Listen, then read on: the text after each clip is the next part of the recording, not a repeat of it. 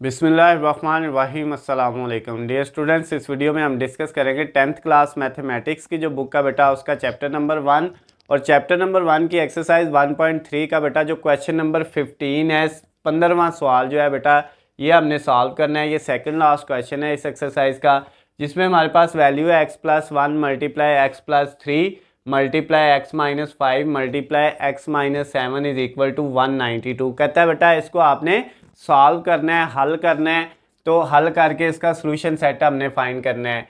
इस वाले क्वेश्चन में बेटा आपने ये और इससे नेक्स्ट वाला जो क्वेश्चन है क्वेश्चन नंबर 16 जो लास्ट वाला इस एक्सरसाइज का क्वेश्चन है, इन दोनों में बेटा आपने ये याद रखना है चार चार फैक्टर दिए हुए हैं। जैसे इसमें ये 4 फैक्टर है तो आपने क्या करना है बेटा दो दो फैक्टर को इकट्ठा कर लेना है। लेकिन कैसे करेंगे, जैसे इसमें देखें ये 1 प्लस का और 1 में बेटा अगर हम -5 करें तो 1 - 5 -4 बचेगा। इधर बेटा 3 जो है प्लस का उसमें -7 करें 3 - 7 ये भी -4 बचेगा। तो इसका मतलब ये हुआ ये और ये फैक्टर इकट्ठा लिखा जाएगा और ये वाला और ये इकट्ठा लिखा जाएगा। यानी x+1 इसके साथ क्या लिखा जाएगा बेटा x-5 और जो x+3 है बेटा उसके साथ क्या लिखा जाएगा x-7 और इक्वल के दूसरी साइड पे है 192, उसको वैसे लिख दिया। अब बेटा इन दोनों को मल्टीप्लाई करना है, इन दोनों फैक्टर्स को। ये पहले x इन दोनों से होगा, x से होगा तो x का क्या आ जाएगा स्क्वायर, फिर x को -5 से करेंगे -5x, ये x दोनों से हो गया। अब 1 को दोनों से करना है, 1x से होगा तो बेटा x और 1 को -5 से करेंगे तो -5। इन दोनों फैक्टर्स को हमने मल्टीप्लाई कर लिया। अब बेटा इन दोनों फैक्टर्स को मल्टीप्लाई करना है, x से होगा तो x का स्क्वायर, फिर ये x -7 से होगा तो -7x, ये x दोनों से हो गया। फिर 3 को x से किया तो बेटा ये 3x प्लस का, और 3 को -7 से करेंगे तो -21 और इक्वल के दूसरी साइड पे है 192, उसको वैसे ही लिख दिया। अब बेटा ये आपके पास आ गया x², ये -5x और +1x, तो बेटा -5 + 1 -4x आ जाएंगे और ये -5 ऐसे ही।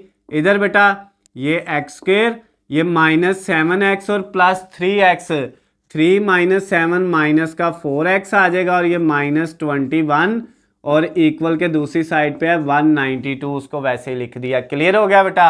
अब ये देखें इसमें बेटा ये x² - 4x है, इसमें भी x² - 4x है, तो ये बेटा इधर तक वैल्यू दोनों में सेम है। तो इसको हमने लेट कर लेना है, फर्ज कर लेना है कि ये जो है ये y के इक्वल है x² - 4x, जो सेम वैल्यू है वो बेटा y के इक्वल लेट कर लिया। अब इसकी जगह क्या आ गया y और माइनस ये 5 वैसे ही मल्टीप्लाई, इधर बेटा इन दोनों की जगह भी y आ गया -21 इक्वल 192। क्लियर है बेटा। अब क्या करना है, अब ये देखें इन दोनों को बेटा आपने मल्टीप्लाई करना है, तो y से होगा तो y का क्या आ जाएगा बेटा स्क्वायर आ जाएगा। फिर y को -21 से करेंगे तो -21y आ जाएगा बेटा।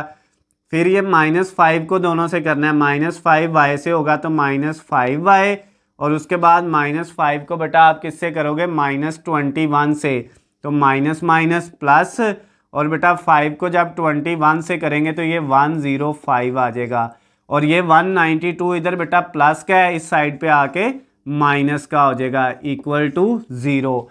अब आपने कैलकुलेटर पकड़ लेना है बेटा और इनको आगे लिखना है। ये y² ऐसे ही आ गया, -21y और -5y, ये माइनस के 26y हो जाएंगे। और ये बेटा जो प्लस का 105 है इसमें माइनस करना है कितना 192 को, तो ये बेटा माइनस का 87 आ जाएगा इज इक्वल टू 0। अभी देखें बेटा ये आपके पास एक क्वाड्रेटिक इक्वेशन बन गई है, 2 दर्जी मसाबात बन गई है y के हिसाब से। तो अब इसके फैक्टर बनाएंगे। अब बेटा फैक्टर कैसे बनाने हैं, इधर y के साथ क्या है यहाँ पे 1, इसको ये लास्ट वाली रकम -87 से मल्टीप्लाई करना है। तो जब 1 को मल्टीप्लाई -87 से करेंगे तो ये बेटा आपके पास दोनों मल्टीप्लाई होकर माइनस का 87 आएगा। अब आपने 2 रकमें ऐसी ढूंढनी है जिनको मल्टीप्लाई करके -87 आए और प्लस माइनस करके बेटा कितना आए माइनस का 26 आए। तो वो कौन कौन सी रकमें हैं बेटा, अगर हम क्या करें -29 को मल्टीप्लाई करें, -29 को +3 से मल्टीप्लाई करें, करके देखें बेटा आपके पास 87 माइनस का आएगा। किस किस को? -29 को +3 से मल्टीप्लाई करोगे तो ये माइनस का 87 आएगा, और इन दोनों को प्लस माइनस करोगे तो माइनस का 26 आएगा। तो अब ये पहली रकम वैसे ही आ गई, ये लास्ट वाली रकम भी बेटा वैसे ही आ गई, और ये जो सेंटर वाली रकम है इसकी जगह एक आ गया माइनस का 29y और एक आ गया बेटा प्लस का 3y। अब पहली दोनों वैल्यू में से क्या कॉमन आ रहा है? y कॉमन आ रहा है, तो y -29 आ गया बेटा, और इन दोनों में से आपके पास +3 कॉमन आ रहा है, तो ये भी y -29 बच जाएगा इक्वल टू 0, क्योंकि 3 को y से करेंगे 3y और 3 को 29 से करेंगे तो 87 हो जाएगा। तो अब बेटा ये दो जो वैल्यू सेम आई हैं इनसे हमें पता चल गया यहाँ तक हमारा क्वेश्चन ठीक है। जो सेम आई हैं इनको बेटा हमने एक दफ़ा लिख लेना होता है। क्या है बेटा सेम?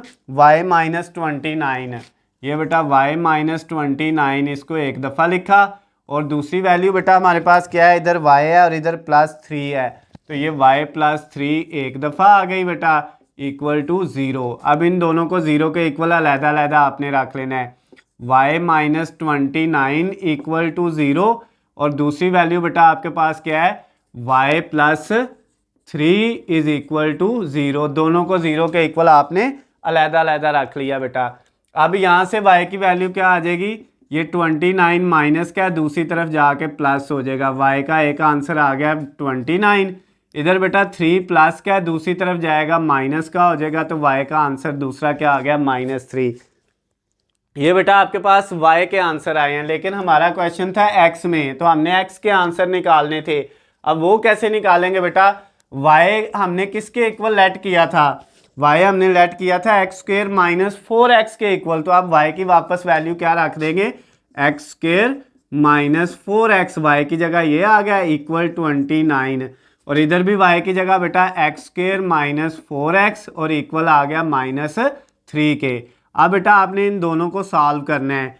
ये वाली जो इक्वेशन है x² - 4x और ये 29 उधर प्लस का है, इस इधर आके बेटा लेफ्ट साइड पे माइनस का हो जाएगा और इक्वल के दूसरी साइड पे 0।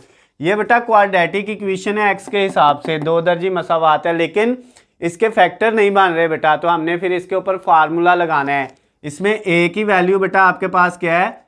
1 है जो x² के साथ है, b की वैल्यू कितनी है?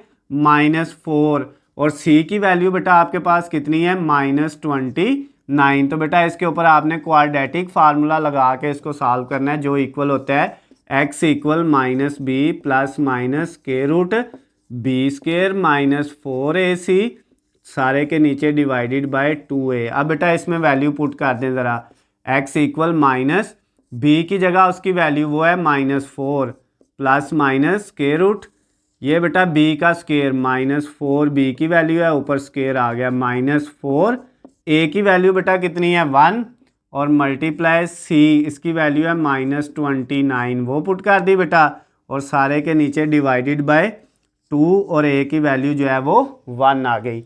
अब बेटा ये x is equal to minus minus plus हो गया, यानी 4 प्लस का आ गया, प्लस माइनस ये इधर बेटा ये आपके पास -4 का स्केयर लेंगे प्लस का 16 आएगा, और ये माइनस और ये माइनस बेटा मल्टीप्लाई होकर प्लस हो जाएगा। अब बेटा आपने 4 को 1 से मल्टीप्लाई किया 4, और फिर आगे 4 को 29 से मल्टीप्लाई करेंगे 4 × 29, तो ये बेटा आपके पास आ जाएगा 116 और डिवाइडेड बाय सारे के नीचे क्या है बेटा? 2 को 1 से करेंगे तो 2 आ जाएगा।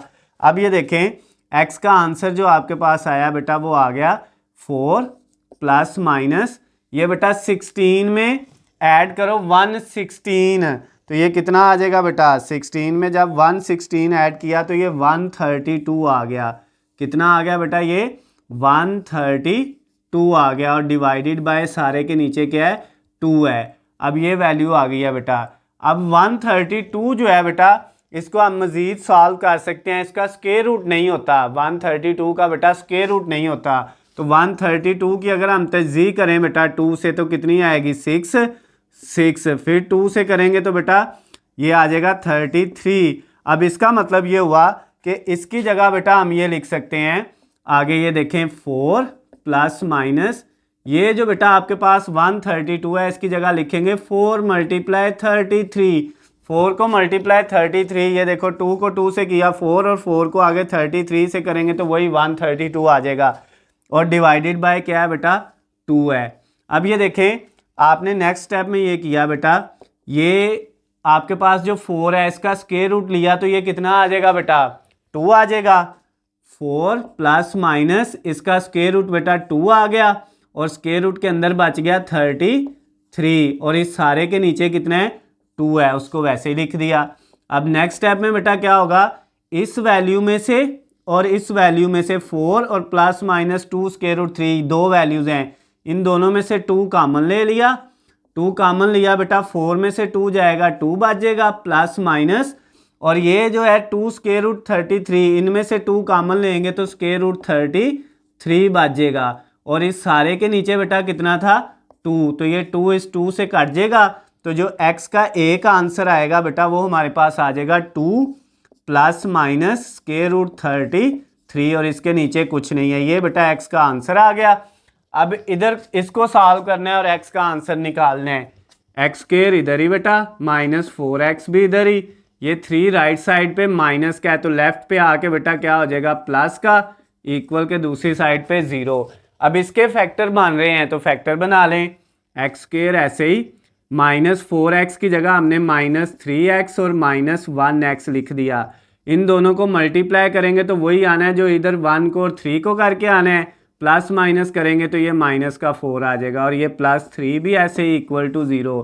फैक्टराइजेशन बेटा मैंने आपको समझाई हुई है।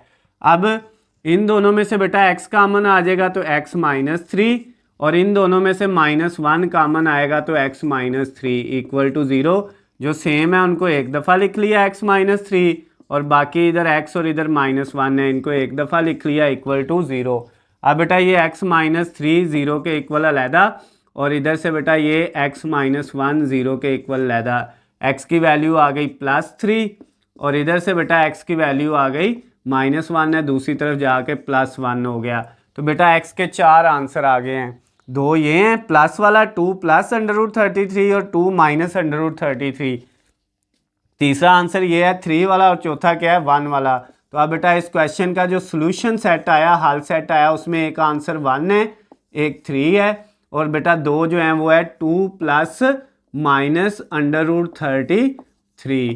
तो ये बेटा आपके पास आपका जो क्वेश्चन नंबर 15 था, 15वां क्वेश्चन जो था बेटा आपकी एक्सरसाइज 1.3 का 10th क्लास मैथमेटिक्स का, वो सॉल्व हो गया है। अगर बेटा इस क्वेश्चन में कोई भी मसला हो, किसी भी पॉइंट से आपको कोई चीज़ समझ ना आई हो, तो नीचे स्क्रीन पे आपको मेरा नंबर नज़र आ रहा है, आप मुझे कॉल करके मैसेज करके या कमेंट्स में मुझसे पूछ सकते हैं।